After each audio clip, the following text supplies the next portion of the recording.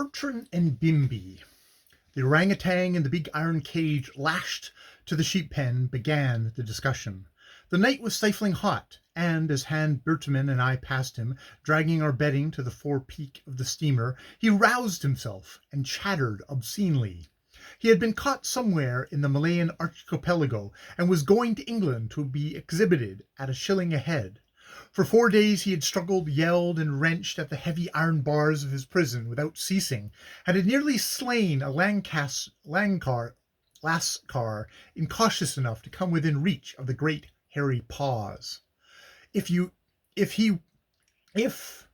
would he well for you, mine friend, if he was a little sick, said Brtrm, pausing by the cage. You have too much ego in your cosmos. The orangutan's arm slid out negligently from between the bars. No one would have believed that it would make a sudden snake-like rush at the German's breast. The thin silk of the sleeping shirt tore out. Hans stepped back unconcernedly to pluck a banana from the bunch hanging close to one of the boats. Too much ego, said he, peeling the fruit and offering it to the caged devil, who was rending the silk to tatters. Then we laid out our bedding in the bows among the sleeping lascars to catch any breeze that the pace of the ship might give us. The sea was like smoky oil, except where it turned to fire under our forefoot and whirled back into the dark in smears of dull flame. There was a thunderstorm some miles away. We could see the glimmer of the lightning. The ship's cow, distressed by the heat and the smell of the ape beast in the cage, loud unhappily from time to time, in exactly the same key as the lookout man at the bows, answered the hourly call from the bridge. The trampling tune of the engines was very distinct, and the jarring of the ash lift, as it was tipped into the sea, hurt the procession of hushed noise. Hans lay down by my side and lighted a good-night cigar. This was naturally the beginning of a conversation. He owned a voice as soothing as the wash of the sea, and stories of experiences as vast as the sea itself, for his business in life was to wander up and down the world, collecting orchids and wild beasts and ethnological specimens for German and American dealers. I watched the glowing end of his cigar wax and wane in the gloom, as the sentences rose and fell, till I was nearly asleep.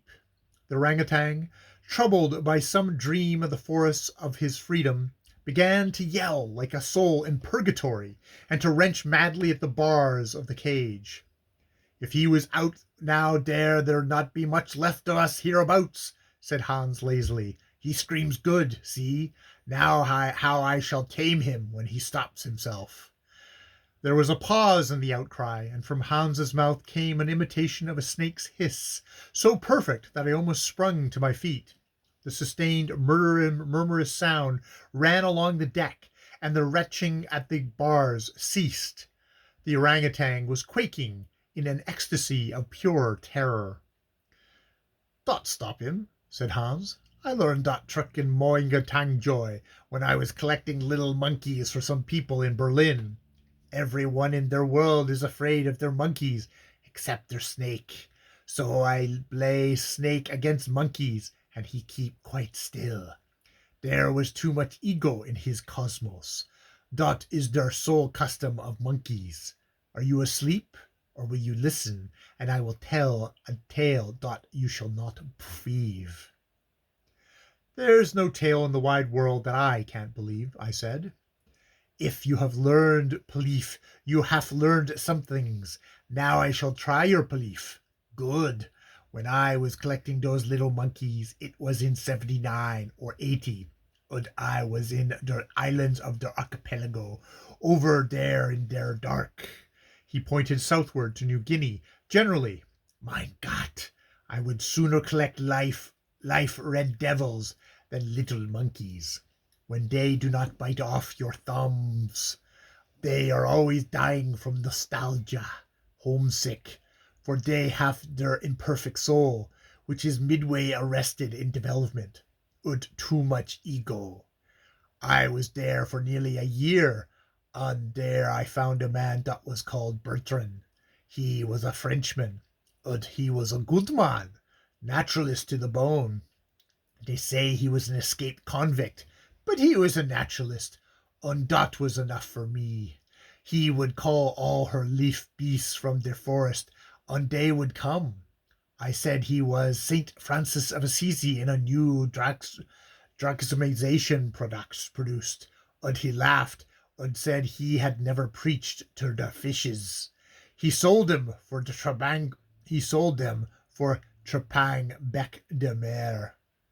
And that man who was king of the beast tamer men, he had under house shush such another as that devil animal in the cage, a great orange or dang, dot thought he was a man. He have found him when he was a child, the orange-a-tang, and he was a child and a brother and opera comique all round to Bertrand. He had his room in that house, not a cage, but a room mit a sheet and bed and sheets, and he would go to bed and get up in der morning and smoke his cigar and eat his dinner mit Bertrand and walk mit him hand in hand, which was most horrible. Herrgott, I have seen da beast throw himself back in his chair and laugh when Bertrand have made fun of me.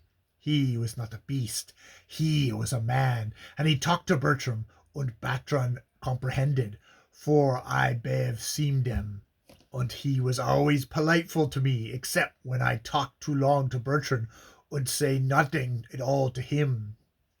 Then he would pull me away, this great dark devil, mit his enormous paws. Hush, as if I was a child. He was not a beast, he was a man. This I saw before I knew him 3 months, and Bertrand he saw the same, and Bimmy, der orangutan, Baff understood us both, mit his guitar between his big dog teeth, under the brew gum. I was there a year, there and there older islands, sometimes for monkey and sometimes for butterflies and orchids. One time Bertrand says to me that he will be married because he have found a girl that was good, and he inquired if this marrying idea was right. I would not say, because I was not me that was going to be married. Then he go off courting the girl. She was a half-caste French girl, very pretty.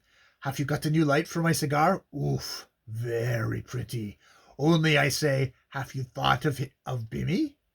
If he pulls me away when I talk to you, what will he do to your wife? He will pull her to pieces.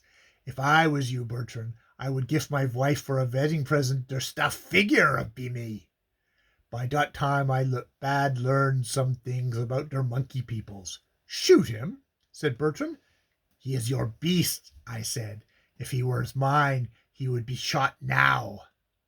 Then I felt at the back of my neck the fingers of Bimmy. Mein Gott, I tell you that he talked through those fingers. It was def der dumb alphabet all complete. He slide his hairy arm around my neck, and he tilt up my chin, and he look into my face, just to see if I understood his talk so well as he understood mine. See now there, said Bertrand, would you would shoot him while he is cuddling you? That is der Teuton integrate. That is a der Teuton ingrate. But I knew that I had made Bimmy a life's enemy, because his fingers half talked murder through the back of my neck. Next time I see Bimmy, there was a pistol in my belt, and he touched it once, and I opened the breech to show him it was loaded. He hath seen der little monkeys killed in der woods, and he understood. So Bertrand he was married, and he forgot to clean about Dimmy Dot. The Dimmy Dot was skipping alone on the beach mit der half of a human soul in his belly. I was seeing him skip, and he took a great big bow and thrashed der sand till he made a great hole like a grave. So I said to Bertrand, for any sakes, kill Bimmy. He is mad with der jealousy. Bertrand hath said, he is not mad at all. He hath obey